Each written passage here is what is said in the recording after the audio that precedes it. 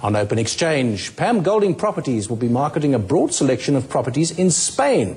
Chris Immelman, who's MD of Pam Golding International, joins us now for a look at offshore investment with property. Good morning to you, Chris. This Spanish story sounds interesting, and I read here that Spain now has a law which gives you automatic residence in Spain if you spend more than 500,000 euros on a property. They obviously want high net worth individuals to come and buy property. Yeah, morning. Indeed, they've been talking about this legislation for a while, and finally was promulgated about 2-3 months ago, where it now enables foreigners, i.e. non-Spanish citizens, to acquire a property in Spain for a minimum of 500,000 euros, and which will then entitle such a purchaser to residency in Spain, which gives you automatic Schengen visa rights, which is obviously quite attractive to South Africans and others, mainly Russians and Chinese, I believe. So what sort of appetite do you think there will be from South Africans, and to what extent would this be for a high net worth individual, a place to go on holiday, or an investment for the future? Yeah, no, I think the appetite is good. You know, we've come off a lot of work that we've done recently as the Pam Golding Group in the Seychelles and Mauritius, where we've moved a lot of people there and sold them properties there off the back of a residency as well in Mauritius and Seychelles. But the residency component in Spain is just so much more attractive because it does give you access to Europe via the Schengen visa. So the appetite has been good. We've tested it just recently in the market, and we've got a really strong response from it. So the challenge for us is to not only to try and find you a property in Spain, but to make sure that we find you a decent yielding property. So we've set up associations there with real estate companies, as well as lawyers and other tax structuring companies, to enable you to do a very easy transaction, and we will find you a property that has its own integrity and yields good returns. So the early response has been very good. Chris, it's Gugu here. From a regulatory perspective, how do you handle some of the challenges between the two countries?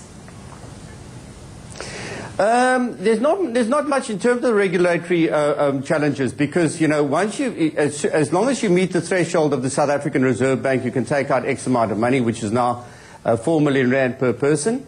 As long as it's under that threshold, you're fine. And then from a Spanish part, we have set up associations there with legal people and structuring people to make it easy and simple for you to go.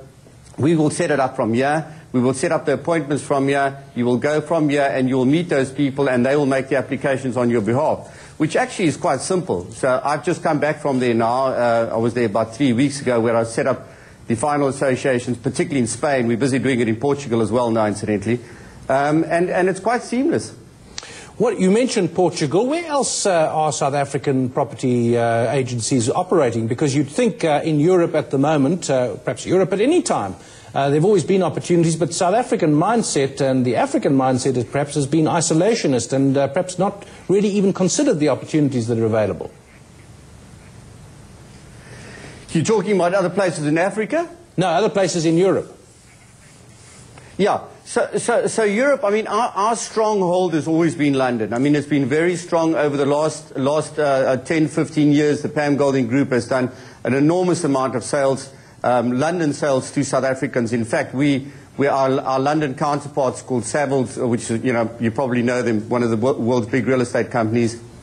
They're out here for a week at the end of this month, 2 days in Joburg and 2 days in Cape Town, where we're bringing another host of London properties to exhibit to South Africans here. So that's been the strength. So the London market continues to be the favourites among South Africans to purchase. I mean, we've set up associations in the rest of Europe, particularly in Italy and in France, but that's not necessarily to sell South African properties. So our associations there have been strong in us selling Mauritian and Seychelles property to French, particularly French and Italians.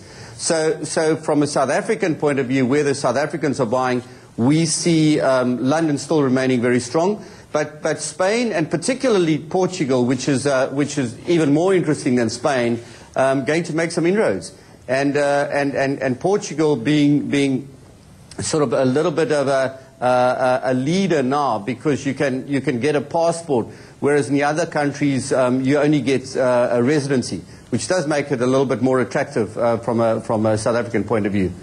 What about the values of these properties? And one reads sometimes in the British media about how resentful British people are about what's happened to property values in London because of the international demand. And they say that, you know, there are very few people who can afford to buy a decent residence in London. So I suppose there's a market operating here. Where is this market in a boom at the moment in Europe or in places like Spain and London? Is there a bubble looming perhaps?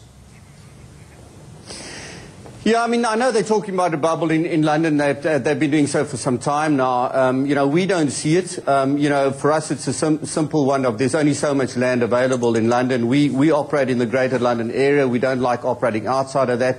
That's where our strength is. That's where we know and our partners are strong in.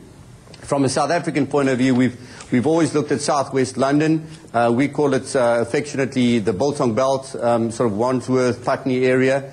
Wimbledon has been a favorite for South Africans, and it continues to grow, and that growth has been underpinned by, you know, the very, very strong rental demand. So if we see the influx of people wanting to aspirationally going to live in London, move into London, it's going to fuel that market all the time. So we see, you know, London almost as an economy on its own, and therefore we certainly don't see it correcting in any while soon. So I think that market's still got a lot of legs, and as long as the rental demand stays up, you're going to find prices escalating. And yes, I do get it that you know, the local folk in London saying, well, hang on, this market is supported and some will say even fueled by international buyers into London, and therefore the prices are higher than they possibly could be. But you know, that's the function of the success of the city, and people want to go to London. And the market is operating. Fascinating stuff. That was Chris Immelman, who is MD of Pam Golding International. Thanks, Chris, for joining us.